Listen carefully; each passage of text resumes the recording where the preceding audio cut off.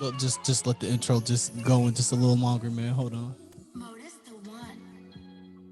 Just because we ain't been here in a while, man. I feel like a rapper talking before I'm about to rap, but See, they don't know me for real. They know the old me, yeah, they wish that they could hold me for real. I got my hands into some shit that only God tell. But when they ask me how are things, I say, what's things up, well, y'all? like What's a up, Christmas y'all? What's present. going on? What's going on? Welcome Man, back to the May podcast. Malcolm and AY back in effect after a long hiatus. Happy New Year to everybody.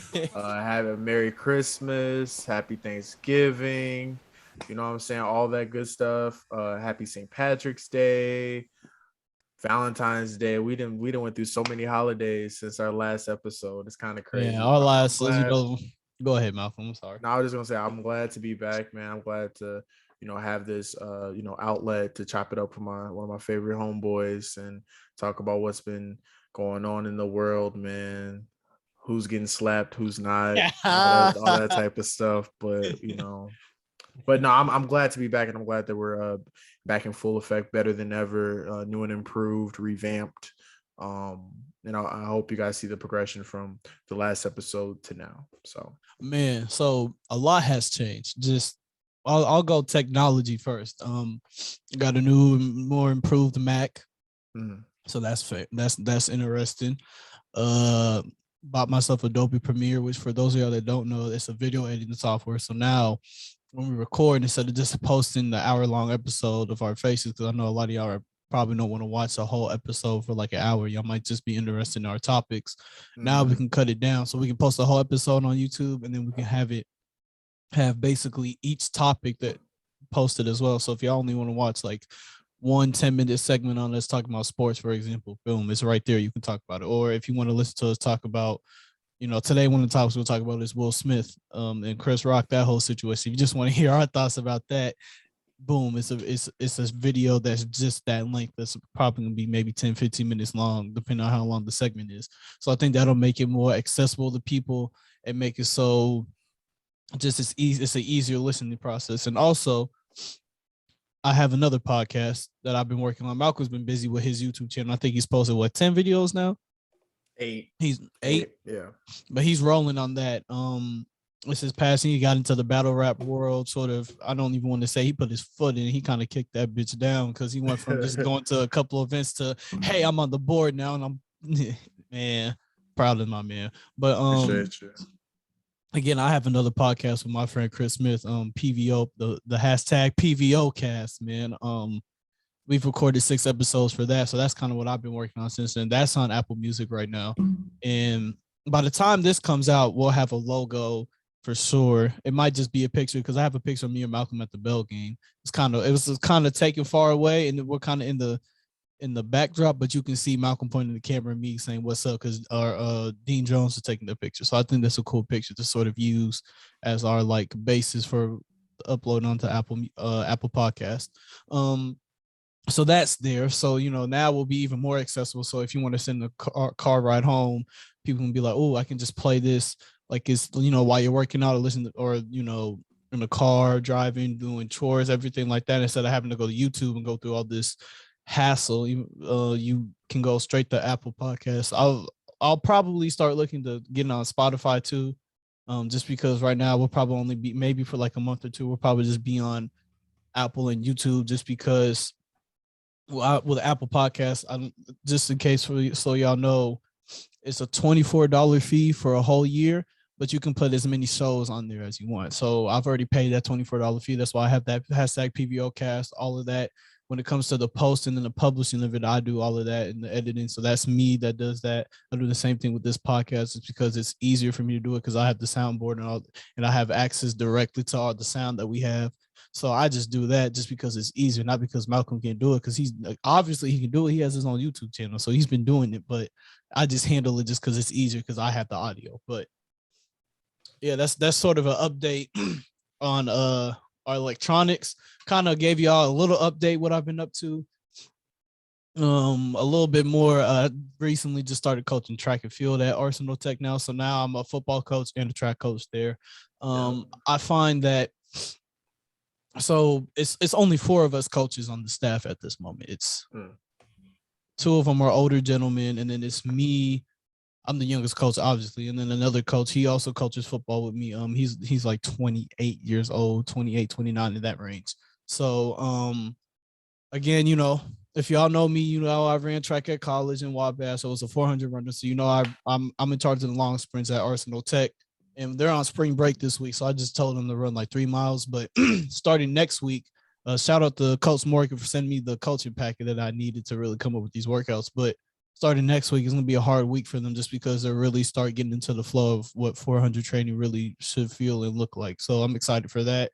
Obviously, I already talked about the PVO cast. Just only that, but just working out with him every day has been getting my body into better shape. I want to say like 2 to 3 weeks ago, I was probably at like 194, and part of that was we were doing a bulk season and everything, but I was still like kind of heavy. But now I'm back down to like 185, 187 in that range, which is really, that's the weight that I play football in. I really want to see if I can get back down to like 175, 180 in that range, but I'm perfectly okay with being at 185 to 187 just because that's the range of weight that I was when I was playing football. What else? Firefighter. Man, nothing has happened with that yet. I'm still waiting. Applications don't. I pretty. Did I mention that on the podcast? I don't know. I might have. Probably Yeah. didn't. I probably did, just not posted the episode. But yeah, I'm looking to become a firefighter. With that, applications don't get sent out till April, so I'm still sort of waiting until they send them out. And then the first steps, which is the written exam, that takes place May 27th. So starting then is when I'm kind of starting the process, and hopefully I can get through. Is there anything else I'm forgetting? Oh yeah, I haven't told Malcolm this, but you see this, right, Malcolm? This is a new phone, right? Them niggas at the school stole my shit, man. Damn. Go to track practice, man. I put my phone down to demonstrate something for not even, I think I might have put it down for like 5 minutes. I turn around, it's gone. And I'm like, okay, maybe I just misplaced it in my bag. So I don't really worry about it because knowing myself, I tend to misplace things all the time. Nah, it was gone. And I came home. Crazy. And I told my mom, my mom did the whole little find iPhone thing. For some reason, it wasn't working for me. But my mom did the whole thing. She was able to find it at this address, and we were able to find it at a house, but we didn't even go get it. My mom and my dad literally would not let me get it. They took my keys and everything, so I can go out the house and go get my phone. I thought it was kind of bogus, but hey, it is what it is. I was due for an upgrade anyway soon, but since I'm still technically on my dad's plan, I had to go with my dad so he could clear everything. But I bought the phone outright. Oh, that it was like $1,300. That shit kind of hurt. But what really makes me mad is, one, it's like I'm out here helping y'all still gonna steal from me. That's one. And then number two is, if I was able to turn my old phone in, I would have been able to get $800 off of the new one that I have. Now, I wouldn't have been able to buy it outright at that moment. I would have had to go through like their payment plans, everything, but that's still $800 that I could have saved that I missed out on because they stole it. So I think that's probably the most interesting story that happened so far. Just, so you got a story about my community getting my phone stolen. Right. So you got a story about getting stuff stolen. I got a story about getting robbed too. In January, the AY mentioned that I was a part of like a board or a panel for a battle rap situation. So I went to Philly, one of the hotels near the airport or whatever. Left to go get some food or whatever. Came back, everything was cool, and I left again to do something, meet up with some of the people on the panel, whatever, for our shoot or whatever. Just to chop it up. I come back to my hotel room, and I'm reaching for my Amazon Prime remote or whatever. I'm like, did I misplace my remote or whatever? Then I look, and I'm like, I can't find the remote. And then I said, well, maybe I dropped it behind the TV. I look, and like my Amazon Fire is gone. I'm like, okay, I most definitely had it on before I left the hotel room. I was like, all right, that's weird. And then I go and it's my bag to like look at pull out my laptop or whatever. My laptop is gone. And I'm like, yo, what is going on right now? Then I go into some other stuff. I'm like, I had a little bit of money in my bag that was gone. I had a few things in my bag that were gone. They even took like my toothbrush and toothpaste. Like they were brand freaking new and they took it out of my bag or whatever. I made sure my clothes were still there, but I was like, dog, like somebody literally came in my room, took my laptop, my Amazon Fire, like some money I had in my bag and stuff like that. I'm like, how? When like I literally closed my door, I went down to the front desk and told the people the situation. They were like, look puzzled. They came back up and I guess they had some weird device or whatever to kind of test the chip monitor for the room door. And after 15 minutes of them checking it, they were like, yeah, your door was malfunctioning and somebody was able to get into the room. And I was just like, first off, that's never happened to me before. I've never heard of anything like that happening. And secondly, I feel like I was probably one, it's either inside job, or two, somebody was watching me leave my room back and forth. And when I left the second time, they went in my room and took my stuff or whatever. But luckily, I was able to put in a report and get reimbursed a month later. But that was kind of a weird situation. But I really wasn't too. I was upset by it, but I wasn't too mad or whatever. Because like I had my wallet, my phone, and like my other important stuff on me. You know, my keys or whatever. So that's good. You know, Amazon Fire is replaceable. Laptop is replaceable, even though it was expensive. You know, stuff like that's replaceable. But luckily I had my other personables on me. And then the next day I had to go and do the show for the battle rap panel or whatever. So I couldn't really be too mad because I still had to put on the show the next day. So it is what it is. But yeah, we both we both got finesse. So yeah, hold on. How could I forget, dude? In February, I went to see Tyler the Creator. I don't know why I forgot about that, but how could I? Man, hey, that shit was lit. I'm not gonna lie. No, he's a great performer. He's a great performer. That shit was lit, man. So Tenzo Touchdown was first, you know, cool. You know, I don't really know none of his songs, but he had a cool little vibe. Then Vince Staples was there. I don't know too many Vince Staples songs, but he's a pretty Summertime 06. Yeah, he played that there. FM. Yeah, he played that too. He had a couple. We got a Big Fish Theory. He had a couple stuff there. Yeah, but he was doing his thing. So I definitely need to go back and download and listen to more Vince Staples. But especially Summertime 06 and Big Fish Theory. I think you would like that. Yeah. But so the crowd was a little bit more hyped just because Vince Staples is a little bit more known of a name. Kelly Uchis came out and everybody was going crazy because you know how Tyler and Kelly Uchis fans got a song together. Yeah, they have multiple songs together, not just one, but you know they flock together now just because you know she didn't make an appearance on his last album, but she has she's a staple. She's a staple. Kind of like how Frank Ocean used to be. She's kind of a staple of appearing on his tracks.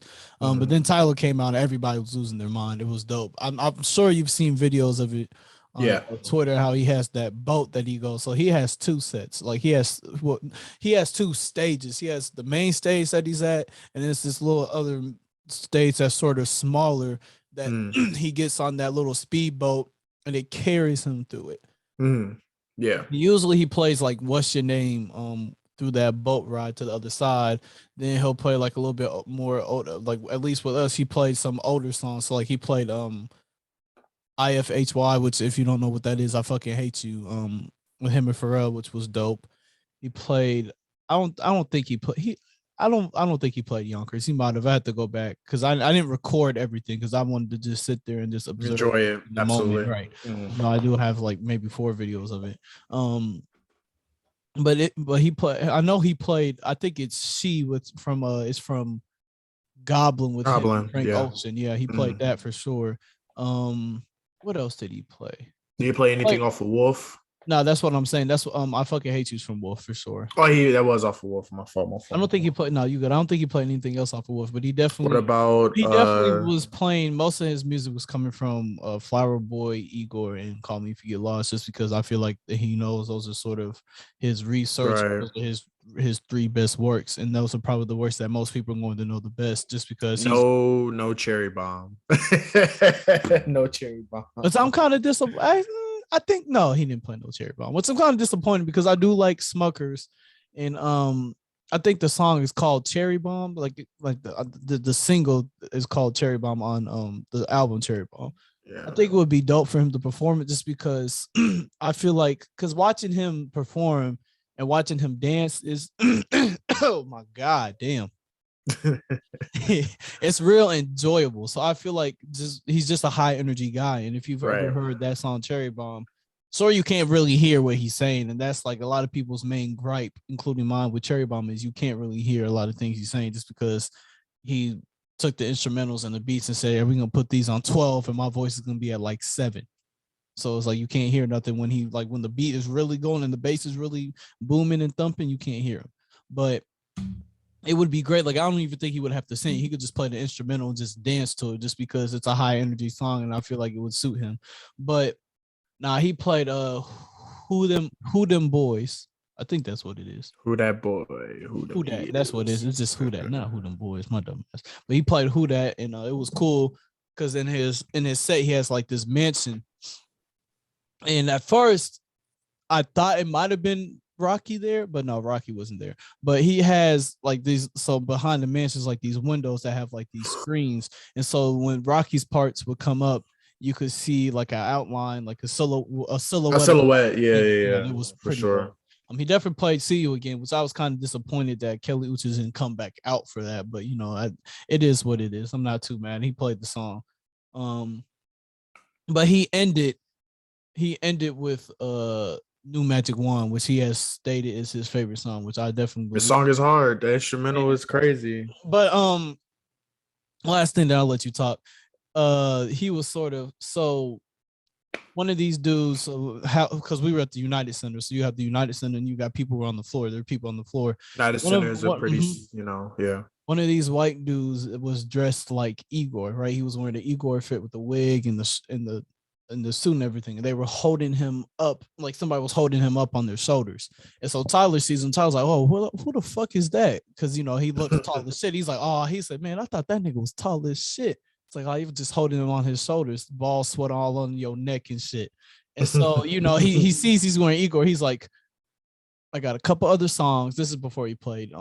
Because I think he ended with I think it was Earthquake and New Magic Wand. Or it might have been, I think it was and then New Magic Wand. But he's like, I can tell you're really excited. He said, I got probably one more song, then I'm gonna get to that.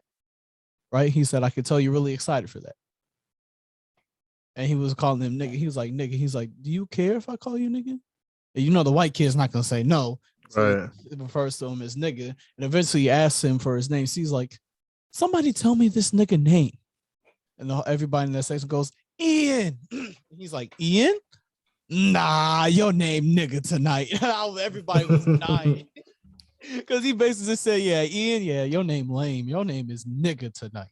Not Ian, nigga, but that shit was fucking hilarious, dude.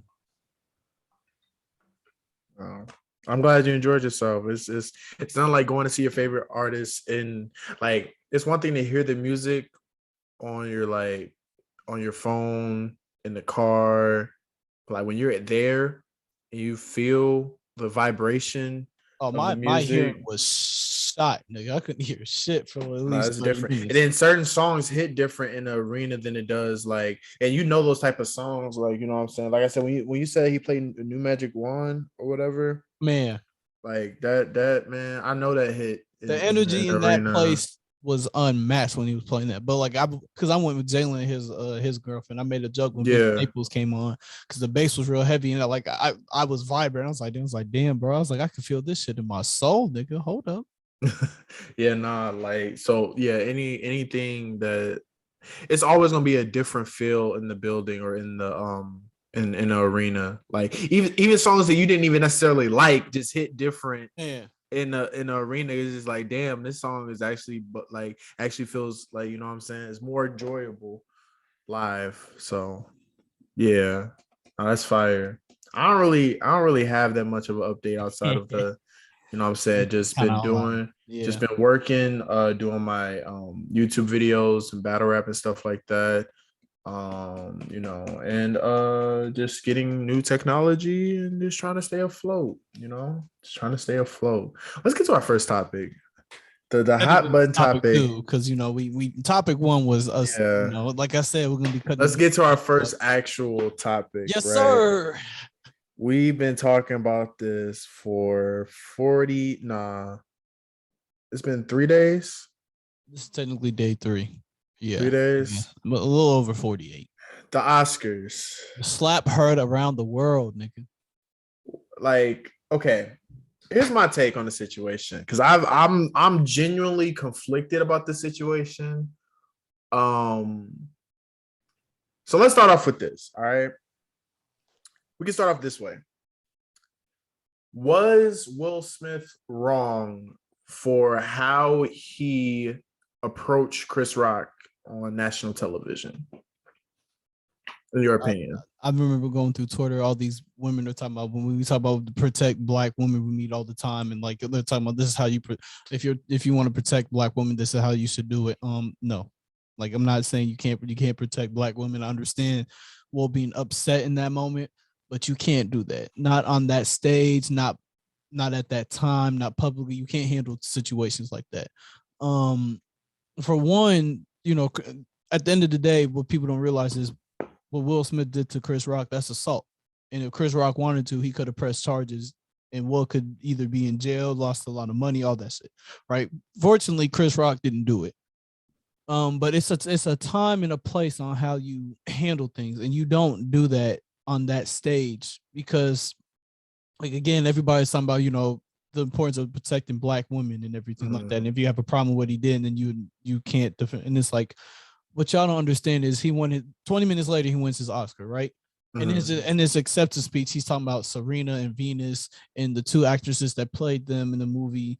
And it's like, you're talking about protecting Black women, yet in this moment about a movie that's about 2 strong Black women, you're kind of taking that moment away from your movie, and not only yourself winning, your first Oscar. This is a huge moment for you, kind of, ruining that moment, but you're also taking some shine away from those girls in Venus and Serena, because it's their story. You won an Oscar for their story. So yes, I understand you got to protect your wife and everything like that, right? But I don't think you should have walked. Like, I don't have a problem with him slapping him per se, but I don't think you should do it, because it was fun. You said I don't have a problem with you slapping. But at the same time, it's like, you're a grown man, and I think too many people don't understand that when you're a grown ass man, and men are supposed to use their words to settle disputes, right? It's a way you say it. You wait till it's off air and it's commercial time, because there's commercial during the Oscars. Well, you've been there before. It's commercial during the Oscars, so you wait till a commercial. You call them up, you say, "Hey, I didn't appreciate that. Me and my wife did not appreciate that joke. And we would prefer for you to refrain from saying jokes that have to deal with her hair, because she has alopecia and she doesn't, take that sort of lightly, and doesn't really like that to be joked about." And so I think there's a way to handle it, but I think people who are sort of mad at Chris Rock for making the joke, I think people don't necessarily understand comedy per se, because at the end of the day, comedy is meant to make fun of everybody in every type of way. And so, that's just what it is. And I think that's why you see a lot of comedians sort of standing up for Chris Rock, because they understand that as comedians, you make fun of everybody in the room. It doesn't matter who it is, what they're wearing, how they look, everything. You walk into a room and you're going to make fun of somebody, because at the end of the day, comedy is about taking things from real life and making them and giving them a twist so that you can laugh about it. I think in his apology, Chris Rock was talking about how, comedy is something that he uses to take the darkness that is the real world and sort of take and put his sort of spin on it. So now it's something that's not as dark, it's a little bit more brighter, and it can brighten up the room and bring joy and laughter to people. And so I think people who are sort of, bashing him for making the joke, okay, it's kind of bad. Again, Jada had the implications, but at the same time, it's like, I think people have to understand that what comedy context really matters a lot. And it's not like he was really trying to come out and attack her per se, but again, he was attacking everybody. And I think something that other people are really ignoring is that's not the only joke that Jada and Will got that whole time. A lot of people were gunning at them the whole night. I just think that it was kind of, maybe they were getting tired of all those jokes, because again, they were getting joked about all night. I think Regina Hall was there, right? She was a presenter for the award. I think she made a joke talking about how, you know, I forget exactly what the context was, but I think it's like a room of a whole bunch of people having sex. She's like, "Will, come up here." She was like, "I know it says y'all married, but you're not really even really married like that. So you might as well come bring your ass up here or something to that nature." Everybody's laughing, everything like that. So I think it's a multitude of factors. But like I said, slapping them cool. Sometimes people gotta get slapped in the mouth. I get that part, but it's a way you handle it especially when you're a celebrity of that status. And I watched these YouTubers called Apple and Preach, and they were talking about it. And he was talking about how a lot of the people were saying, "Yeah, I would have done the exact same thing Will did." He was talking about how those people don't have anything to lose, whereas Chris Rock can't do that. And somebody like Will Smith should not do that because he has a lot to lose, because he has to worry about a public image. He has to worry about getting sued, potentially being arrested, all these The things. effects it has on his family, the Exactly. outlook, Right, exactly. Because not only because at the end of the day, people were making a whole bunch of jokes and still making jokes about August. And that this entanglement happened 2 years ago at this rate? And they're still making jokes about it. And just him slapping her, sure, he might have seen, he was trying to protect his wife at the end of the day. I get that. But there's also the potential that he might have done more harm than good, because now people are even shooting more jokes at the both of them. But again, it just comes back to, like, for somebody like me, cool. Me slapping somebody in that situation, yeah. So I don't have to really worry about my public image because I don't benefit off of that. Whereas Will Smith, he has to worry about his public image because it's his likability at the end of the day that makes people want to go see him in movies and TV shows and listen to him talk and subscribe to his Instagram, all this stuff. Because at the end of the day, even though the real Will Smith is from South Philly, probably doesn't play games like that, everybody assumes he's a very likable and agreeable guy because that's his public image. And for him, it's important to keep that because that's the most important asset to him when it comes to making money. It's not even his acting ability at this point. It's how likable is he as a person. At the end of the day, he's a very likable person. But that's just my thoughts on it. Yeah. I honestly can echo all of what you said. Pertaining now, I'm looking at it from Will's perspective. Like you mentioned, like, right, it was most definitely not the right platform to do that. It's never a right time to like engage in violence, but that was most definitely the wrong time to do that. You know what I'm saying? Like, it's so many people that those two black men represent, right, on that particular stage. You know what I'm saying? For that to happen was just very unfortunate. I know we're making light of the situation because that's what people do. Like, that's what social media does. That's what we do. Black people do. We make light of the situation. Like that's just what we do. But in the grand scheme of things, though, I I feel for both of them. Quite honestly, I feel for Will in the fact of him being like fed up and like having to, and he said it in his speech, like, him and his family deal with a lot in terms of like having to be Hollywood and put up a smile and like take all that's coming to him, right, and never expected to like lash out or to retaliate. You know what I'm saying? So I most definitely understood that was his breaking point. However, I do feel like, as you mentioned, there's ways you can handle a situation like that. Like, he legitimately went out of his way to walk onto the stage and slap him.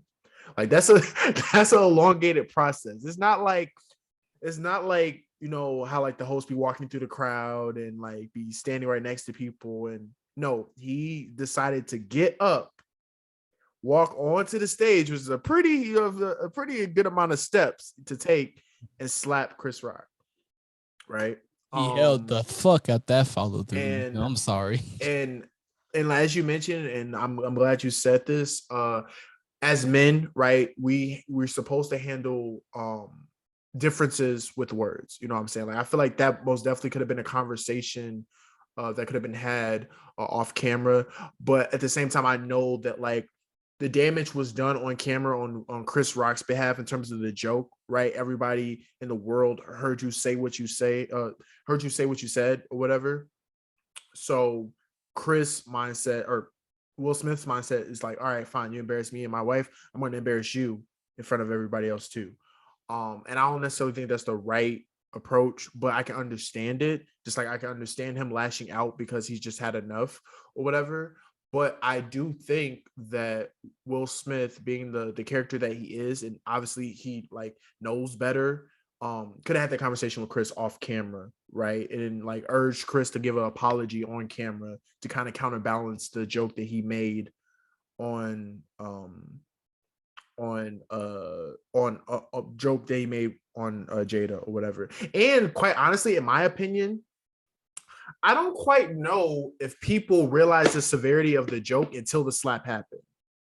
Because when Chris Rock told the joke, it was a jab, and I feel like it wasn't like a hearty har or whatever. It was like a little small laugh, like it was a little small laughter in the crowd, and you could tell he was trying to transition it to some other things, whatever. Like you can tell that was going to be his last like little joke segment. He was trying to get somewhere else, like segue into somewhere else. I don't necessarily think that Chris Rock was trying to make that like a major punchline. You know what I'm saying? I think that was just something. I think that for me, I can like as comedians, right? A lot of it is improvised. He probably improvised the last second and said that, not knowing or not necessarily contextualizing Jada's situation. That still doesn't make it right because it's still a damaging joke at the end of the day. But I do think that like in that particular moment, I don't think Chris necessarily went out of his way to make a tasteless joke. Because that's really what the discrepancy is. It's like, oh, Chris made a tasteless joke about a black woman and he deserved to be dealt with or whatever. And I feel like he in that particular moment probably didn't see the severity of the situation when it came to delivering that joke, because he probably didn't know or didn't keep in mind the situation that Jada has. And I also thought it from the standpoint of these two are actually like, from what I believe, are like cohorts to a degree, because they did like 3 Madagascars together. So obviously they have a good of enough rapport to where Chris wouldn't think that like a joke like that would hold that much weight. And I feel like a lot of people forget that they did like 3 movies together. Jada said a lot of great things about Chris. Chris said a lot of things about Jada. They loved working together in movies. So I think this is more of a complex situation than what people are making it. Because I guarantee you, when Chris made that joke, he did not think that it was going to be taken that way. You know what I'm saying? Doesn't mean the joke doesn't, and I'm not defending Chris. I'm not at all, because I feel like it still was a tasteless joke or whatever. But comedians all over make tasteless jokes. We pick and choose when a joke is okay and when it's not. And I feel like if we're going to do stuff like that, then I feel like we should condemn a lot more comedians that have made jokes about people's physical being and stuff like that.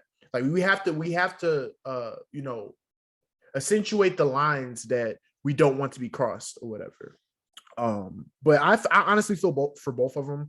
I kind of wish that they both had one. I wish that Chris was more mindful of Jada's situation or whatever, and I wish that Will Smith didn't tarnish his legacy in terms of like him receiving his first Oscar. That was supposed to be a beautiful, monumental moment, and it still is monumental in terms of the speech he did give, because even though like he kind of took the shine away from the award, I still liked some of the sentiments and messages that he echoed in some in his speech or whatever. So it's good for it's remarkable in both the bad and good reasons.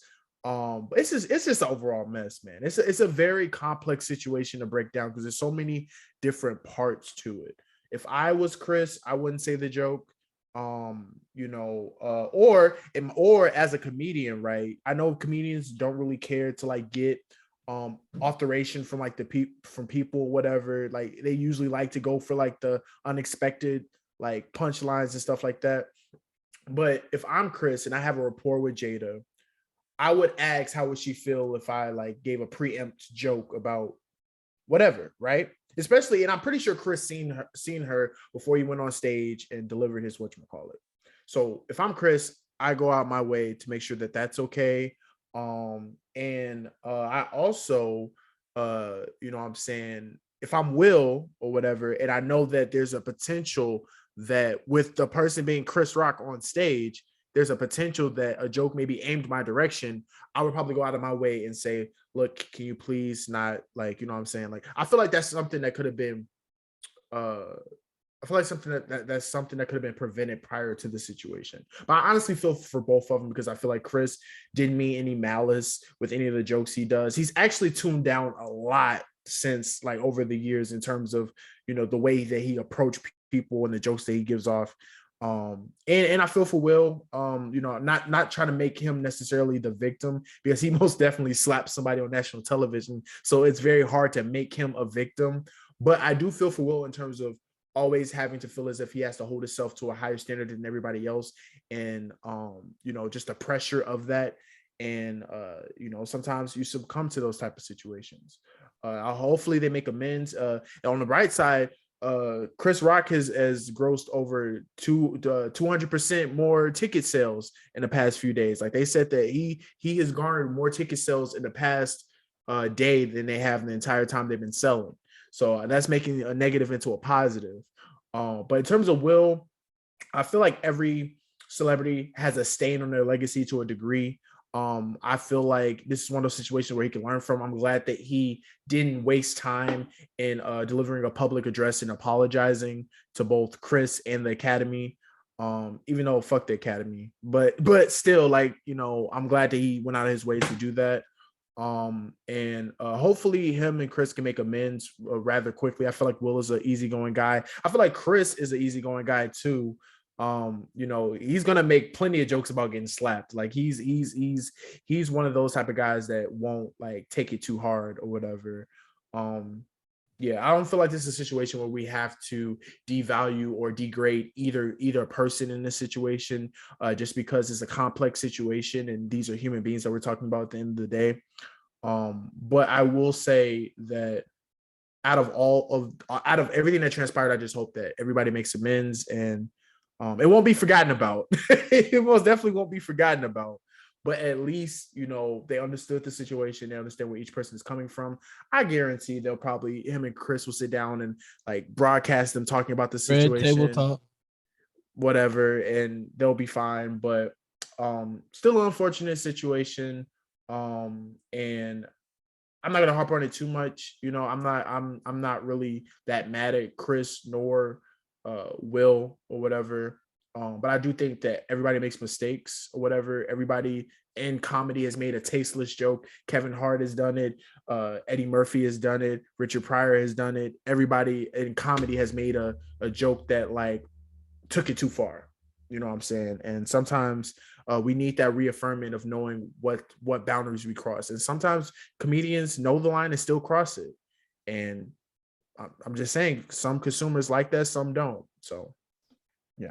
Last thing on it, Twitter is undefeated. That's all I'm gonna say. Y'all know. Everybody knows. Twitter is undefeated, man.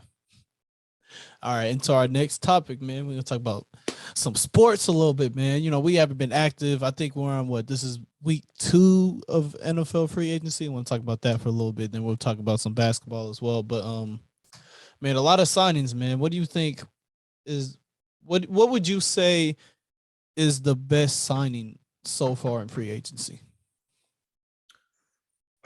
Oh man. Man. Well, there's Russ to the Broncos. That spice that makes the quarterback competition in the conference pretty spicy. Division and conference as well. This conference and division is kind of different in NFL, whatever. Khalil's Mack move hurts me so bad, but you know, we wasn't trending upwards. Glad he got out of that fucking shithole. Whatever. It's okay. My team's doing worse. That's why I'm it's very surprising that it's not surprising, but it's like very ironic that Aaron Rodgers signs his deal to come back to Green Bay and Devontae is out of there to Oakland. And it's very Tyreek Hill left. That was kind of crazy. Patrick Peterson just resigned to the Vikings. That was kind of crazy. He's a seller. Well, Matt Ryan to the Colts is kind of crazy. I know people are not heavy on Matt Ryan, but he's most definitely that's a great move for him.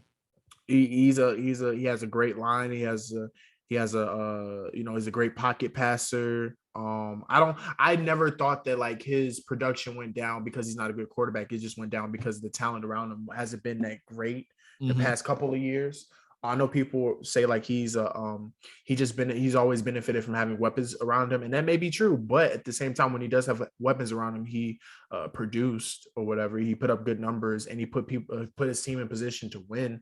I don't feel like Matt Ryan is that bad of a choice as people are making it. I feel like the Colts have been like, wow.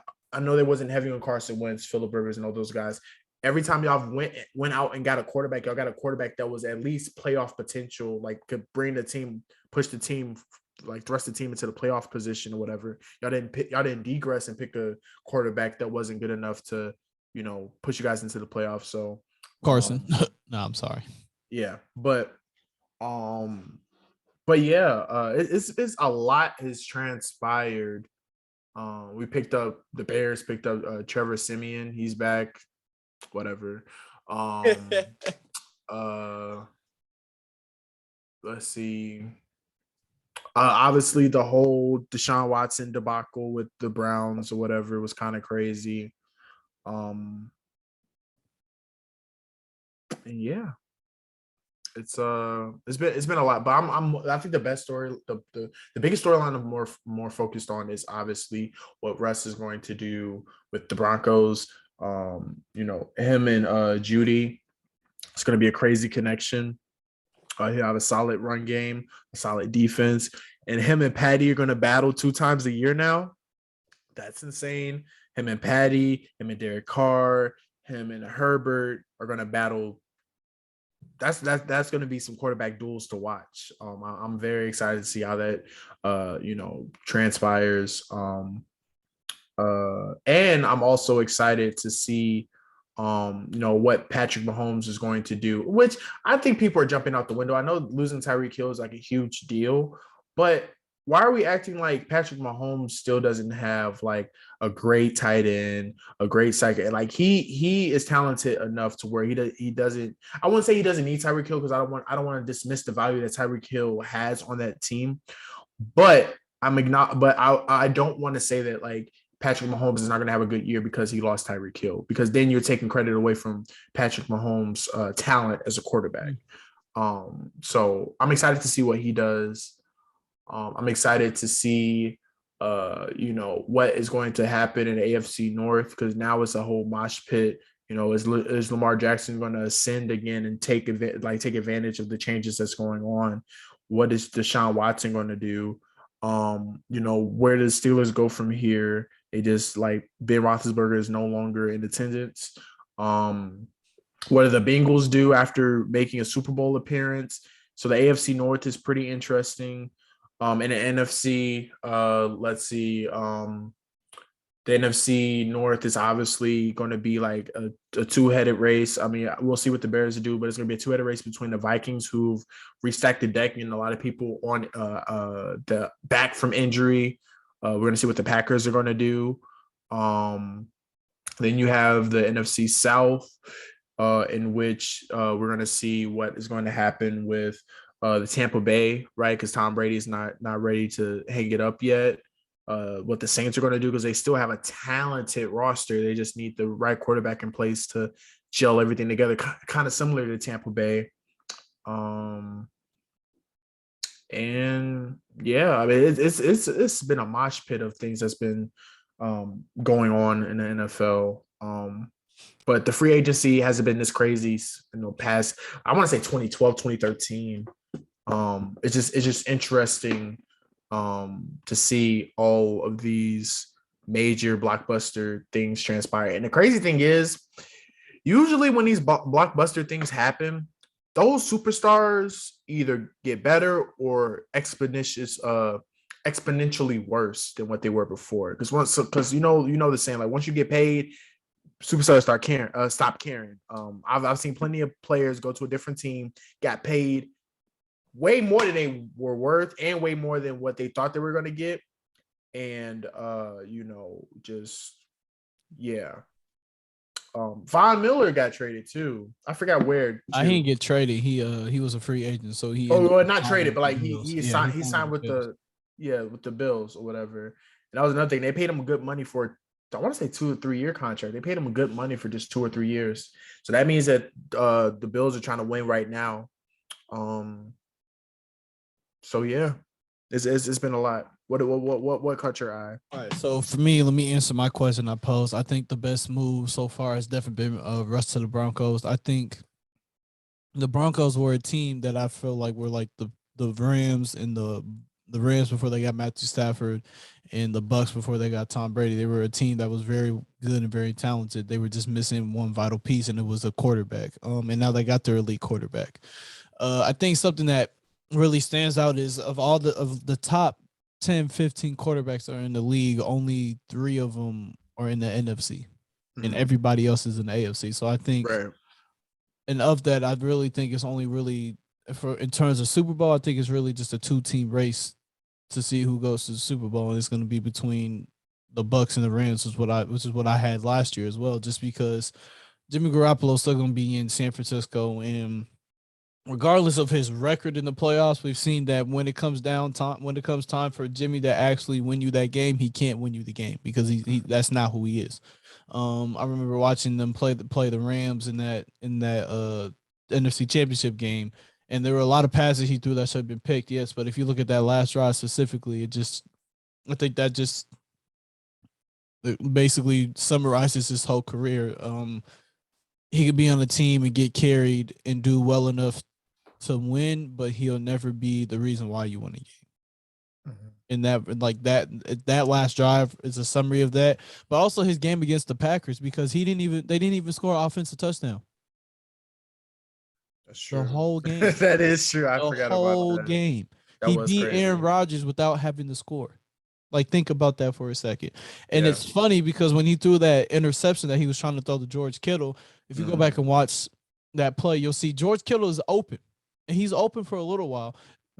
Jimmy Garoppolo is just late. And him being late to that throw and late to that read leads into an interception. But it's crazy. He beat Aaron Rodgers without having to throw. Don't even get me started on Aaron Rodgers, man. I feel bad for the dude because he signed and Devontae said, "Yeah, I'm out. I'm gonna go rejoin Derek Carr because we've been talking about it for a while. I think this is the best time." Right. I don't think he left. He definitely didn't leave because he don't like Aaron. I don't even think he left because he doesn't like his teammates. I think he left just because he doesn't like the Packers organization, how they run it. Just like how everybody talks about. I think a good example of this is just with Jordan Love, how everybody recognized that in that NFC game, the Packers desperately needed a receiver who could be a decent number 2 option because they were lacking that. And they go and draft a quarterback. And it's like, well, you have Aaron Rodgers. He's going to be good for at least another 3-4 years. And you're going to go, instead of getting him more help, get more targets to throw to, you're just going to be like, yeah, we're just going to go ahead and start playing for the future. I was a little surprised. I'm not gonna lie. I was a little surprised that Aaron chose to stay. I was very surprised. I didn't really speak about it too much, but I feel like I don't know. I don't know if it was one of those situations where the Packers paid him the number that he wanted, and he was just like, you know what, we made the NFC Championship again. Let's see what happens. But I guarantee he wasn't anticipating Adams to leave. Oh no, not at all. I thought he was going to go to San Francisco. That's where I had him going. Like people were talking about him going to either the Broncos. I thought he was going to go to San Francisco just because just like Tom Brady, he's a Bay Area kid, and that's sort of his hometown team. And San Francisco is one of those teams where if you put Aaron Rodgers on the 49ers, they're gonna be my favorites to win the Super Bowl. They would have been, just because then you have Deebo Samuel, and then you have George Kittle.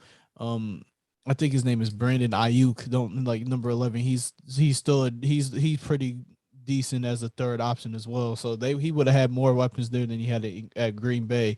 And I think he could have also maybe had some leverage to be like, hey, Devontae, you might as well come to San Francisco with me. We can really do this together. But that didn't happen. So there's that. I think the thing with the Tyreek Hill move, I think what we'll learn is that Tyreek Hill is going to miss Patrick Mahomes a lot more than Patrick Mahomes will miss Tyreek Hill. Right. And I think that's just because Patrick Mahomes is a special talent, especially when it comes to arm strength, that there's not really a ball that Tyreek Hill can outrun from Patrick, but also since they always, Tyreek Hill is probably the best deep threat in the game. You can send him all these long developing routes, and Patrick Mahomes can sit there, buy a whole bunch of time, and find him and throw it across the field to him, whatever, just get the ball to him. I think Tyreek Hill is going to realize that while it's sure I've been great, but it's a little harder when my quarterback's not Patrick Mahomes. Not trying to say Tua's not a good quarterback, but Tua's been a little inconsistent. He's been inconsistent his whole career, and I think this is what year injury 3? prone. I wouldn't even say like. I would say both. He's been injury kind of prone comes with like the injuries though. Yeah, he's been like, if you don't get a inconsistent. rhythm, it's over with. Like, Yeah, he's been inconsistent. He's been injury prone. So I think this is what his third year, right? For me, and I follow this rule just because this one dude, and I think it's a good rule. This dude, his name is Zach Somler. He runs a podcast called Strong Opinion Sports. And he used to be a college quarterback, so he's really good at breaking down film from quarterbacks. He really understands the game. So instead of watching like ESPN, I usually watch him and him talk about football and everything.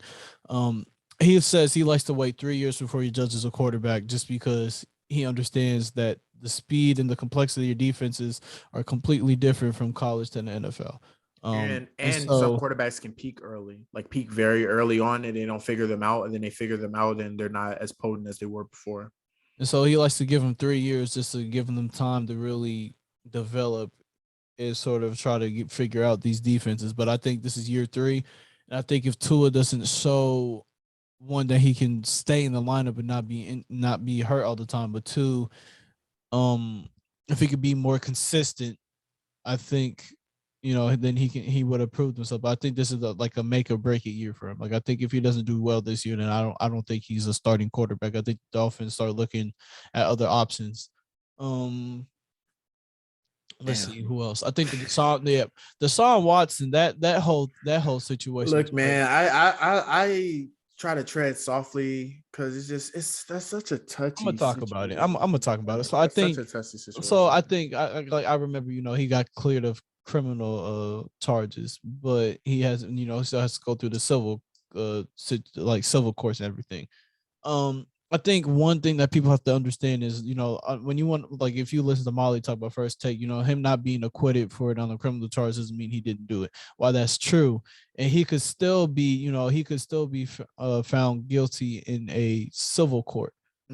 But people don't understand is it's a difference between going for criminal charges and being indicted on a criminal charge and having to settle it in a civil suit. When it comes to being indicted for criminal charges, it has to be beyond reasonable doubt, meaning without any type of doubt, any type of really big holes where you can say, well, maybe there's a chance he didn't do it. Beyond reasonable doubt, then he could be indicted as a criminal.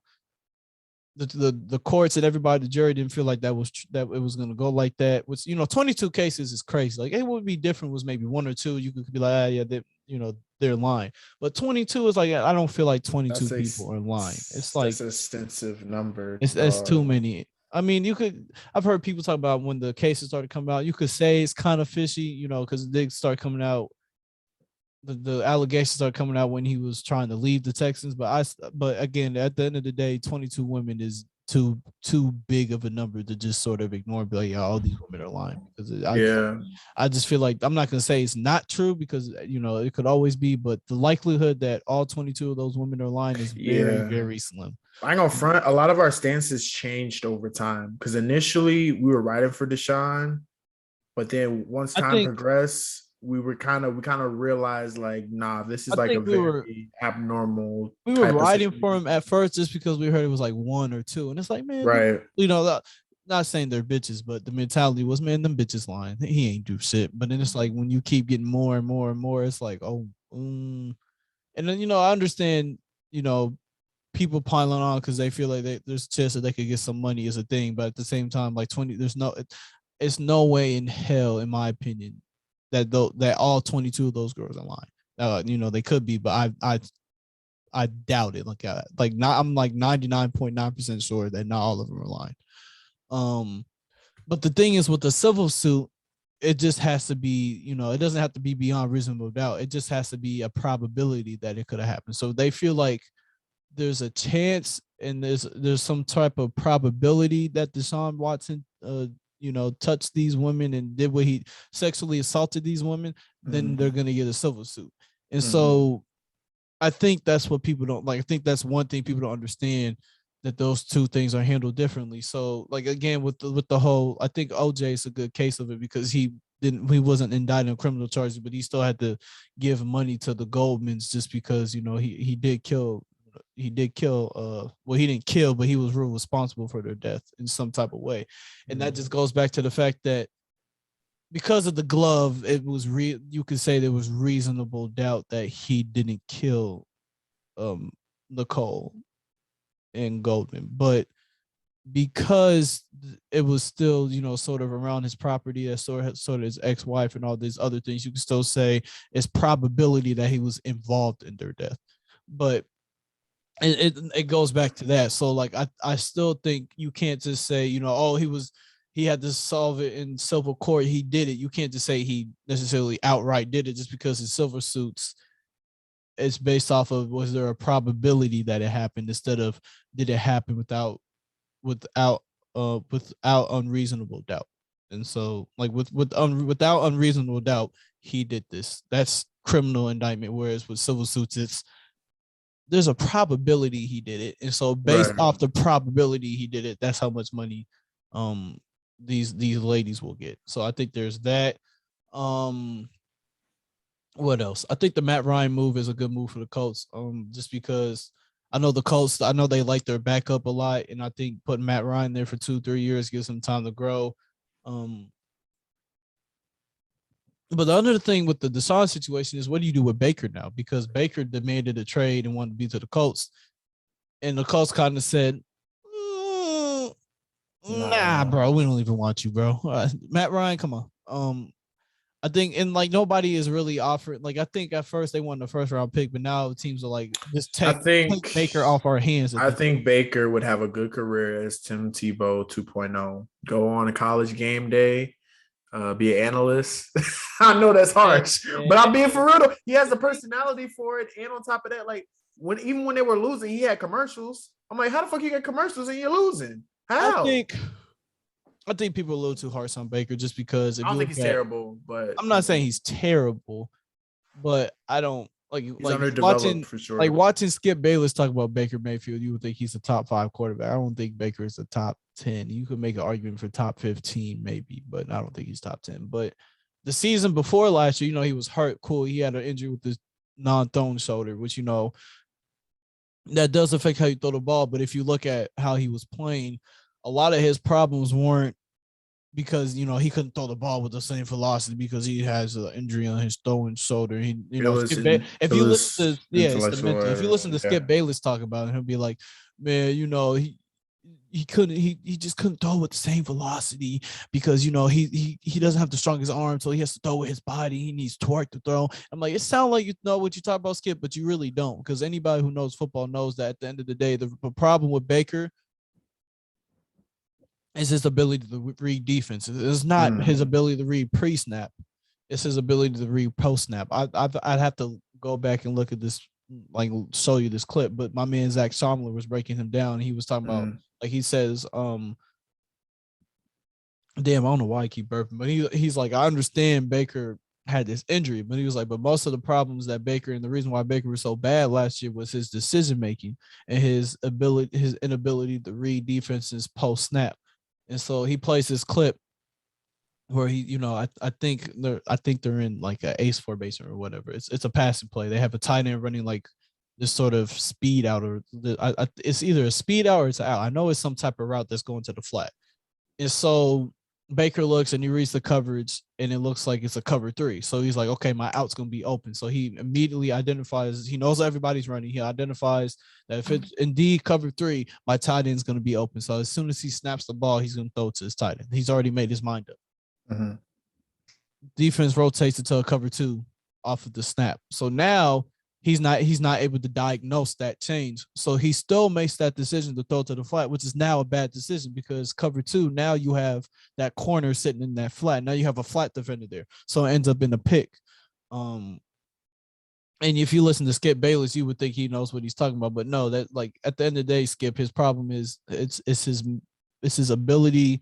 What really hurts him when he was making poor decisions, but really it was his ability to diagnose what the defense was doing post snap. Because if you watch NFL football, you know, understand anything about football, you know that any defense you see from an NFL defense pre snap, 9 times out of 10 is not going to be the They're top giving you a look. They're giving you a look. Right, it's not going to be the type of defense they're running post snap. So it's just that I think that's the major problem. But no, I think I remember seeing reports that if the Browns do let go of Baker, the Steelers would pick him up, and I think he'd be a decent fit in Pittsburgh. But I just, you know, it is what it is. At the end of the day, I don't think he's terrible. I still think he's a top half, like a top better than at least half of the quarterbacks that are in the league right now. Definitely better than Mitchell Trubisky for sure. But at the end of the day, he had a bad year, and nobody really knew. You're really only ever as good as your last year, and he had a bad year from just decision making wise, so people don't want to touch him. Whereas like somebody might want to try to compare him to like Tom Brady when Tom Brady left the Patriots, and that last year was quote unquote kind of a bad year. Tom Brady was still making great. I'm about to say, he didn't have enough. He didn't have no weapons on that team. It was sources around him, right? It wasn't a receiver on that team anymore who could go out and win a one-on-one matchup like that. Since, you know, they were most of the time they were doubling Julian Edelman. You don't have Gronk anymore, so now you don't really have a receiver who can win those one-on-one matchups, who can make those tough, hard contested catches, and who can really get open and, you know, create space and get open. So when you don't have that as a quarterback, of course your performance is going to go down. But that's just my thoughts on that. Mm-hmm.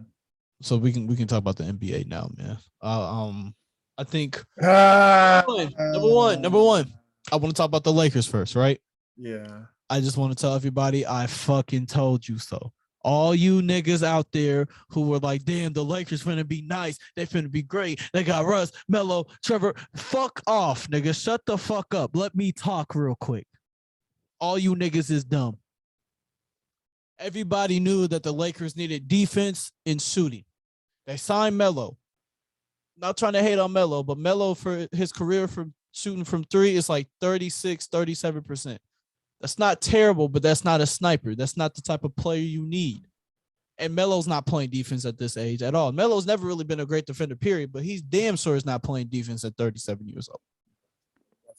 You get Trevor Ariza. He's old, injury prone. I'm not, you know, he hasn't really even, he's played a couple games. You don't even have that corner three no more. That's what I'm saying. He's a washed version of himself.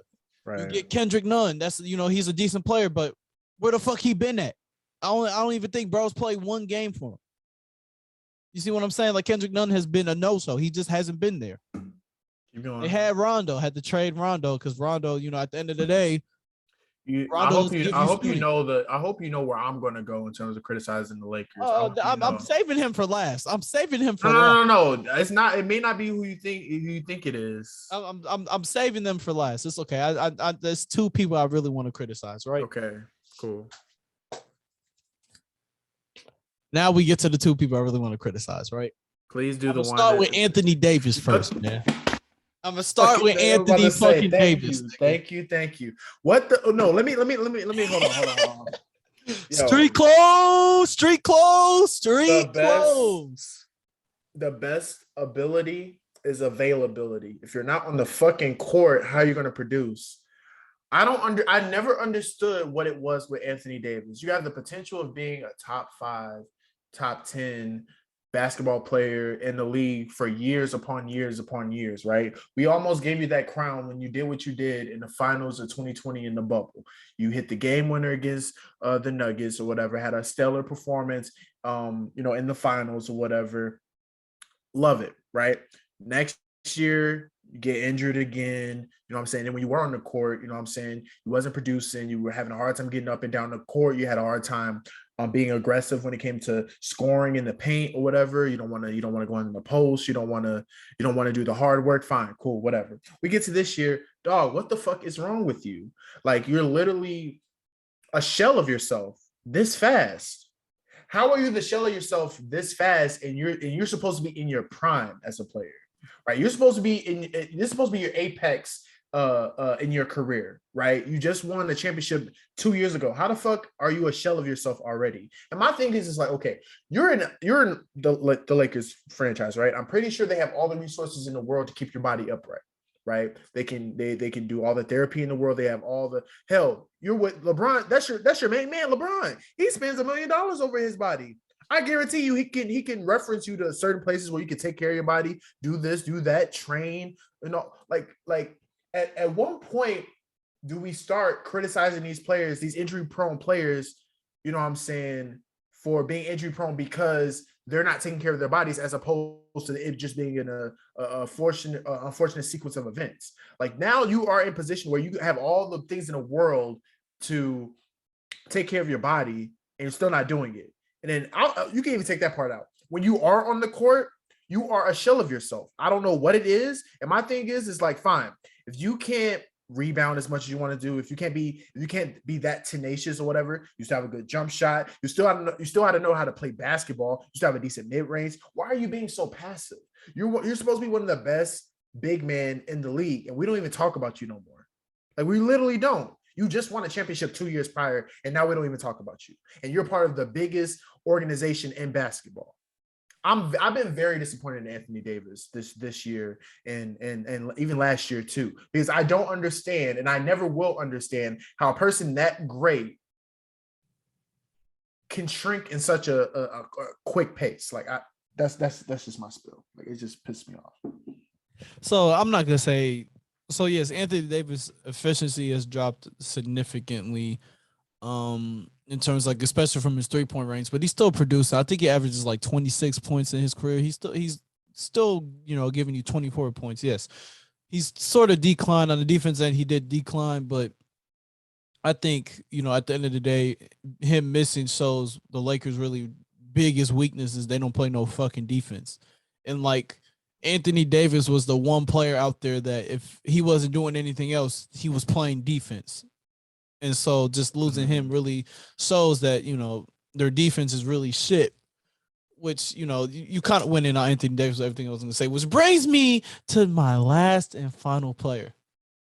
Shout out to my nigga Leon. I actually am not going to go that hard on Russ. I'm finna shred this nigga, bro. Nah, I'm really finna shred the front office first, but I'm still finna shred this nigga Russ, right? Russell Westbrook. You're the Lakers, right? You need shooting and you need defense. And you go out and you get Russell Westbrook. Somebody who gives you neither. I'm okay, so I'm not gonna go that far. He most definitely doesn't give you shooting. He gives you effort. He does not give He gives effort on defense. No, he does not. Every once in a while. No. Not this year. Not this year. I'm talking about this year. No, he hasn't done shit. I'm about to say not this year, but if we're saying hindsight, when they got him, they're like, fine. Malcolm, for the past like 2, 3, 4 years, he has not been playing defense. This nigga, like, if I can, bro, I want you to go back. But here's the thing. In hindsight, if I'm the Lakers, I understand. Hindsight, if I'm the Lakers, I'm the biggest market or whatever. He gets a chance to play for the Lakers with LeBron and AD. You're automatically assuming like that same effort that he had with OKC. I'm not signing him, but I was telling people I would not have put Russ on. I can tell you why they signed him off of the strength of them thinking that the Lakers and the Laker culture and and LeBron and AD were strong enough to transform him into a person that could. And they was most definitely wrong. They don't know shit. That's what it comes down to, nigga. They don't know shit. Russ, at the end of the day, Russ is a terrible shooter. It just is what it is. He just can't shoot the ball. And defensively, the thing that kills me is with all his athletic intangibles and everything, he could be a good to great defender if he wanted to. The problem is he doesn't put in the effort. And there are clips like damn near 15, 20, 30-minute videos of YouTube filled with clips of Russell Westbrook falling asleep on the defensive end, allowing 3-point shooters in the corner open, allowing free cuts, just wandering through. And like when you go on ESPN, you hear people talk about, Russ plays with great effort and great energy. If there's one thing about Russ, he's going to give you everything he has. That's true when he has the ball in his hands. If you look at how he plays without having the ball, he's not great. He's terrible off the ball. He can't give you shooting. He can cut, sure, but what people don't realize is when you look at league averages, Russ has been finishing at a below league average at the rim for the past 4 or 5 years now. He hasn't been great at finishing. His mid-range game has really fallen off. He hasn't been great there. He hasn't been great from three. And sorry, he gets you a lot of assists, but those assists often come with a bunch of turnovers. A lot of times he's very careless with the ball. And His I think plus part and of that minus is abysmal. His plus I think part is of abysmal. Part of his problem with his turnovers is just that he plays at one speed, and it's just as fast as he can go when he has the ball. And I think that's really, you can really get the contrast between him and somebody like a Chris Paul, where Chris Paul, if you look at Chris Paul through a possession, he can go full speed. He might slow down. It depends what the defense is giving him. That depends on the speed he's going to go at. Whereas Russ is, I'm just going to run full speed. Russ is like the Tasmanian fucking devil. He only knows one way to play, and he's going to play that. So I think the Lakers thinking, oh, maybe he'll adjust to. No, he wasn't going to adjust. Everybody at this point should know who the fuck Russell Westbrook is. Russell is not going to adjust his game at all. And I think it's funny when like he's being criticized in these interviews, and like people are talking about, you turn the ball. He's like, well, why can't I turn over the ball? Nobody's saying you can't turn over the ball, Russ. People are trying to point out that the rate that you're turning over the ball is significantly hurting your team and should be unacceptable for people that we're supposed to hold to your standards. It's unacceptable. You're supposed to be this big star, and all these turnovers you have are part of the reason why you're costing your team games. Your lackluster shooting, your piss poor shooting is costing your team games, right? And so I remember people being optimistic, especially Lakers fans. Oh, he's not gonna have to do that much, man. He's playing with LeBron, man. He can adjust, man. He's not gonna have to really do that much. I'm like, y'all don't know who Russell Westbrook is, bro. And I'm like, y'all need to. He has to have a hand in the game. He has to have he if he doesn't have the ball, he's not going to have an effect. I wouldn't even say the ball, but he most definitely wants that influence over the game. He most definitely wants that influence over the game. Bro, Malcolm, go look at every game. I'm telling you, if Russ doesn't have the ball in his hands, he's literally not doing shit. That's true. He's not. It's just how he is. He's just not doing shit. And part of it is like on the defensive end, he just can't. Offensive end, the only thing he can really do is cut to the basket. Cool. It's a game that's driven from the perimeter out. Corner three. It's either corner. You want to get a corner three, or you want to get a layup. That's essentially what the league has come down to. Those are the two most efficient shots on the floor: corner three and a layup. But I remember all these people telling me, it's a good. No, y'all don't know Russell Westbrook. I've been a huge Russell Westbrook fan. I know I don't sound like it, but I'm always very critical of the people who are my favorite players. Always very critical of them. Just that, I mean, it's just not who he is, man. Y'all, the Lakers were expecting him, and Lakers fans were expecting him to be somebody that he's just incapable of being, because that's not who he is.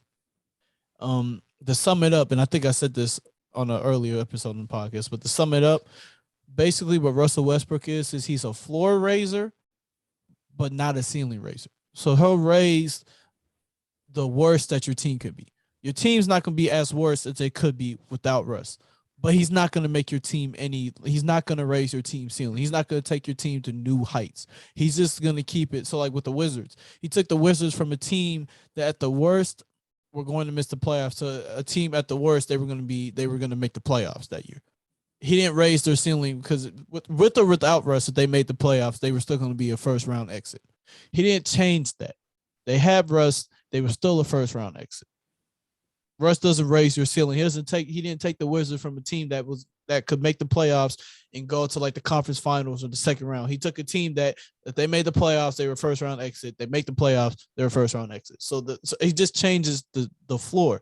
So he took the Wizards from, at worst they're going to be a playoff team, but they're a first round exit. Whereas without Russ, at best they're a playoff team, but they're still going to get bounced in the first round. So that's how I describe Russ. Second team I want to talk about, the Nets. It's been tough. With the 8th seed right now, I think we're scary. If you haven't noticed, the Celtics are the number 1 seed. Not saying they don't. They went on a streak. They've been going on a tear, but And they were looking abysmal at first. That's crazy. Yeah, and part of me feels like the Heat, who were the number one seed before the Celtics, looked and said, "Do we really want to play the Nets the first round?" Because the Nets are one of, if not the best team in the East. I still think the Bucks are probably a better overall team, just because the Nets have Kyrie and KD. That's great offensive power, but again, like back when we were trading for James Harden, I was somebody who didn't want that, just because I already knew our defense was going to get gutted, because we actually had, if you had KD and Kyrie on the court, and we still had people like Spencer Dinwiddie, Karis LeVert, Jared Allen, we still had pieces that, we had some defense and we had depth. And those are two things we lost with James Harden that we've been struggling to try to find ever since. But, KD was hurt for a good little run. Kyrie wasn't able to play in any games. Then he was able to play in just away games. Now he can play every game. So I definitely feel like the Nets would probably be at worst third seed if they had KD and Kyrie play the whole season. But it is what it is. They're probably gonna be the 8th seed, and I feel bad for whoever the 1 seed is, because that's gonna be a tough ass series. Yeah, to play. It's just like that. The East. That's not a series you want. The East is looking like a toss up again. Like back then, I used to have your front runners, and I don't think it's a toss up. I think it's between two teams. I'm gonna say. It's more competitive. Like I would say, it's way more competitive than it has been. I would say it's way more competitive for sure. Because I think the Bulls are gonna give like they're I feel like they're a second round team. I'm not just saying that because I'm a Bulls fan. I just like I like our team when we're healthy. I like our team. Obviously the Bucks. I got the Bucks making it to the Eastern Conference Finals again. I'm not, and like I've always been. You can call me a hater. I don't really care. Not really big on Philly, even with like the James Harden addition. Not big. I'm not big on Philly. I'm like they never showed me anything that showed me that like they're on an upward trend towards being like another disappointing team. How do I say this? The problem with the Sixers has always been their second star has always underperformed in the playoffs every year. Then Joel ends up Embiid. He's kind of injury prone, but last year and the year before he didn't really get hurt in the playoffs. Right? He played great in the playoffs last year, especially was excellent. Ben Simmons underperformed at the end of the day, and I did like the trade. I think both teams benefited a lot from that trade. The Nets were able to get Seth Curry and Ben Simmons, even though he has a herniated disc, I'm pretty sure, so that's why he ain't played. So, but that gives us a little bit more depth, and that also gives us something that we were really lacking in defense, especially with Ben Simmons. Because say what you want about Ben Simmons, but Ben Simmons is a damn good defender. He can defend on the perimeter, but he's also a great facilitator. I think the Nets really suit him because at best he's gonna be a fourth option. Because you got Kyrie, KD was 1A, 1B, then you have Seth, and then it's Ben Simmons. You know what I'm saying? So I think that benefits him because now he doesn't have to be, he doesn't have the pressure. Where in Philly, he was sort of looked at, you have to be the second option because you're the second star. That's sort of your role. Whereas now he's like the third. He would be at best the third star in that team. So I think that's a great situation for him. But again, I did like the trade, but at the end of the day, James Harden plus playoffs equals terrible performances. He might give you one or two great games, but he's going to give you a lot of ass and a lot of shit ass games. And I think part of it is because his game is, it's what the analytics want it to be. It's centered around the three and the layup and getting a foul. And one thing that we've all noticed about playoff basketball is you don't get the foul calls as often. And so James Harden, a lot of times when he was dropping like 30, 40 points, you would look at his free throw attempts. He was getting like 12, 13, 14, sometimes even 15 attempts at the free throw line. And so when you're no longer getting those and you're only getting like maybe 5, 6 at the free throw line, that takes a lot of the sting out of your scoring threat. But also just James Harden, just I don't know what it is. It's just he gets under them playoff lights and he just can't perform anymore. So that's why I don't really like the Sixers. Really comes down to the fact that I trust Embiid. I trust pretty much everybody else on that team. except for Doc Rivers, because even though Doc Rivers has a championship, he's still known for playoff breakdowns. Just melted down in the playoffs. They did it against the Hawks. They did it against, Doc Rivers did the same shit with the Clippers when they were up 3-1 against the Nuggets in the bubble. Um, Doc Rivers just, he has this history of, sort of having these meltdowns in the playoffs with the Clippers too, where they were up 3-1 against the Rockets, and the Rockets ended up winning that series. So with Doc Rivers combined with James Harden, there's sort of inconsistencies in the playoffs.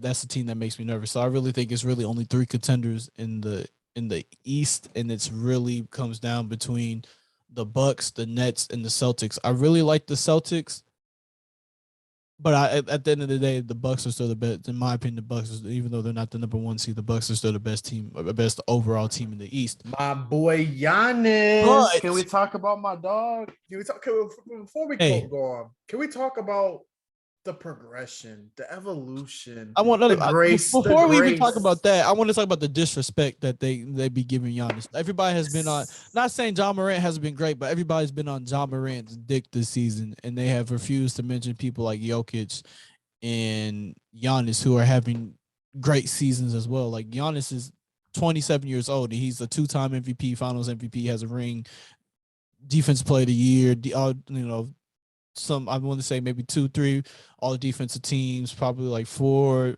all NBA teams. For 27 years old, he's had a better career than probably 90% of people who ever touched the court. And I think he's just phenomenal. Same thing with Jokic. He's been phenomenal all year. But I will say this: the Suns are my favorite to win the finals this year. See, when I said don't be surprised if the Suns, I wasn't going to be surprised. And comes back, and that's what I'm saying. I think people thought it was a fluke just because of all these injuries. I'm like, I don't think people. They've always had the pieces. It's not even that. That Suns team is legitimately a good team. It wasn't even a fluke year. That's a good team. The Lakers right now are not a good team. They weren't a good team last year. They're not a good team this year. The Warriors were my favorite at the beginning of the season because they started so hot. They didn't even have Clay yet. They've sort of simmered down. Steph Curry has, sort of. They're lukewarm. I mean, they're Steph's injured. I think Clay is a little hurt still. Nah, Steph is out indefinitely. Yeah, but Steph hasn't been. But even before he got out, Steph wasn't even really playing that well, anyways. Because after he broke the record, he's been even before he broke the record. Sure, he was still giving you 30, but if you look at in terms of Steph efficiency wise, I think he was shooting 42% from 3, which is cool. But you're used to seeing Steph shoot 43, 44, 45% from 3. And he was shooting 42% from the field, I think, which you're used to Steph shooting upper 40, 48 to 52, 53% from the field. And so his volume was there at the beginning of the season, but his efficiency wasn't there. And he broke the record, and it just started really going downhill from there. So he's been kind of really just lackluster. Not saying he hasn't had good games since, even though he's out indefinitely, but he just hasn't been the same type of player. What else? The Nuggets, I still think Nuggets not having Jamal Murray really hurts them, just because that 2-man game of him and Jokic, Murray and Jokic, is just phenomenal, and that's hard to stop, but they don't have that anymore at the moment. So, they don't have the pieces. I think the Suns are the best team in the league, and I think they'll get it this year. I think they get over the hump. I think they win the championship this year. I think that's draw the line. I think they're good enough to win. They are good enough to win. I think because at the end of the day, I think the only team who can really give them fits, I see them not really having really too much trouble going through the Western Conference. Really, I think the Warriors might be the only team that they sort of get hung up on. But everybody else, I'm I don't see them really having trouble with the Nuggets, the Lakers if they have to play them. Who else? The Mavericks, see them having trouble with them. I don't really see them having any trouble in the West. The Clippers, they don't have Kawhi. Paul George just came back, but they don't have Kawhi at the end of the day. So, they're not. All these teams are sort of hurt, but I don't think they are up to the same type of standard that the Grizzlies are good, but I don't think the Grizzlies have anything for the Suns. in the 7-game series. So I think really the only team that really has a chance of beating them is the Bucks. I think the Bucks are just the perfect storm for the Suns. But A rematch. also, I could see a rematch happening. I don't think it does. I think KD and Kyrie might be able to get over that hump, but it wouldn't surprise me if they don't, if they get bounced in the Eastern Conference Finals. But I think the Suns do get over that hump this year just because now they have the experience and they've gone through it, and now sort of the Bucks also didn't have that experience, but I think now having been there and not won, I think that just gives them that little more slight of an edge. I think the Suns win it all this year. I wouldn't be surprised if they do. You already know what I'm running with. My fucking Bucks. Bucks. I agree with you. I do think that the Suns are completely well-rounded, have all the pieces that they need to win. I would love to see a rematch. Kind of sad because like you mentioned before, the Warriors were starting off hot. Curry was in his bag once again. Then he cooled down, ended up getting injured, getting another major injury that inevitably made him out indefinitely. And it's crazy because we just got Clay back, so it's like it's such an unfortunate situation, but it's lovely to see Clay back in form. I still think the Warriors are good enough to win first round. After that, I don't know, but I still think they're good enough to win first round. Outside of that, I know, like you said, a lot of people been on the Ja Morant train. You still have we didn't talk about Luka, which is kind of blasphemy that we didn't talk about Luka, but it's because it's got to a point where he plays so well and is so consistent to the point where at this point it's a normality. Like at this point, because a year ago or 2 years ago, he was still on the up and coming scene, and so we'll see the stuff that he do and we'll be utterly impressed. And now that light has kind of been shifted towards Ja Morant, the newer up and comer that is doing incredible things. But I still think that it's just crazy to see how good, how the league is in good hands. Like Luka is young, you still have Giannis, still have Ja. You know what I'm saying? Like we have a bunch of hold on. Let's just talk about the 25 and younger. You still got Jason Tatum. Yes, JB. You still got Jaylen Brown, yeah, but I think Jason Tatum's the real big for sure. For sure. You can say Jaylen Brown. You still got Donovan Mitchell under 25. You got Ja Morant. You got Luka. You got Devin Booker. He's still under 25. I feel like he's been in the league for like fucking ever. He's not even 25 yet. Like the league is in very good hands for sure. But the reason why I think Luka is in a LeBron type of situation that he was in the Cavs, his first rotation in with the Cavs. He's playing great, but he's with a team and an organization that right now is not doing their part in helping surrounding him with the parts and pieces he needs. Absolutely. He can elevate that team to the next level, to a championship caliber type team. I think that's what they're missing. And I think they thought they might have had that with Kristaps and Luka, which I thought was going to be a nasty little duo, but Kristaps is just the same way we thought Steve Nash and Dirk was going to be the duo. Not that. Dallas is as a thing of not keeping them. At the end of the day, Dirk didn't need another star. Dirk didn't need another star on his team. He just needed himself and everybody else to be solid on the team, and look what he did. Shitting on that nigga, Bron. Nigga. But no, I'm very excited to see what happens during playoff time. It's around the corner. It's already shit. It's like in 2 days. In 2 days, it's April. So it's like we're around the corner. It's gonna be very interesting to see all the new storylines going into the playoffs. And like the way I see it, let's say the Suns can't go back and win, right? Chris Paul gets his first championship. Chris Paul shows you what longevity looks like at the point guard position, right? Because how many point guards have been around as long as Chris Paul and is still putting up good numbers, still a floor general, hasn't regressed per se. I feel like a lot of people, just because Chris Paul doesn't drop 20 a night doesn't mean he plays bad. That's not his role anymore. Like he's a full-on floor general. He can score if he wants to. I think people got it messed up. Like people just think that like just because he don't score don't mean he can't score. Like Chris Chris Paul could easily Paul, drop 25 a night if he really wanted to. right? Chris If you Chris don't, Paul is a manager of the game. I know being a manager of the game in football has a negative connotation, but in basketball, it's the perfect thing to be because at the end of the day, you're controlling the pace of the game and you're making sure everything is where it needs to be in order for the team to succeed. So it would be very great to see Chris Paul win a championship after losing his first final last year. It'll be lovely to see my boy Giannis come back and get another championship. You know what I'm saying? Doing it the hard way. And this season is more impressive than his last season. What? Mid-range? What? Pull up three? What? Dunk on him too? Post game? What are we talking about? This whole thing about all he do is drive to the basket. You can't say that this year he's impressed the hell out of me. Like I knew he was gonna have to eventually change his style to where like he can preserve his body, know how to rely on making jumpers, you know what I'm saying, spot ups. They're gonna give him looks. You know, they would much rather protect the lane than like, you know, press him and get passed off or whatever. But it's just incredible to see that now he's learned how to add other things to his arsenal. And he also already knows how to facilitate a little bit just because he knows the defense that he draws in when he's driving in or whatever. I'm just very impressed with just how quick of a turnaround that he's had in terms of like just adding more to his arsenal. Even though we can kind of seen the seeds in that game 7 where he literally did every fucking thing in that game.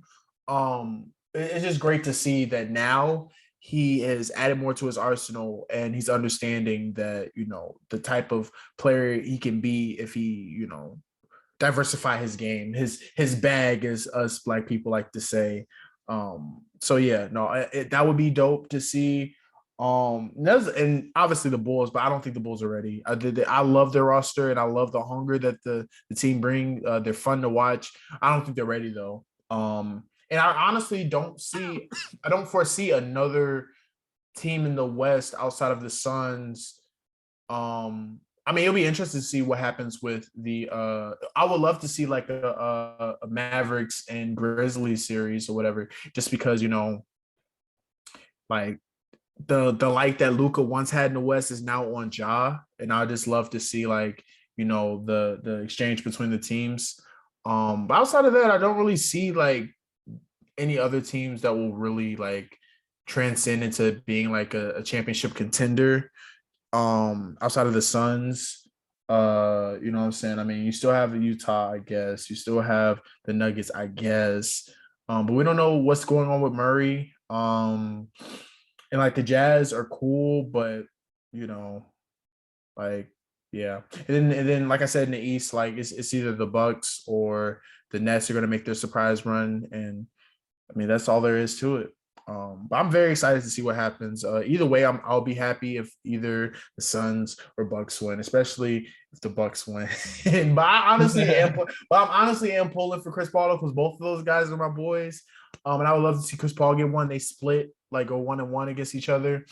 And Chris Paul can kind of ride off on his high horse or whatever, you know, and then when he's doing like his State Farm commercials, he can do it as like a future Hall of Famer as opposed to a ringless point guard, you know. But it's been great chopping it up with you, man. Like I really enjoyed this. Like it's very therapeutic. Now I get to go and make some chicken at 12 o'clock. Damn, it's already we're an hour and 33 minutes into it. Yeah.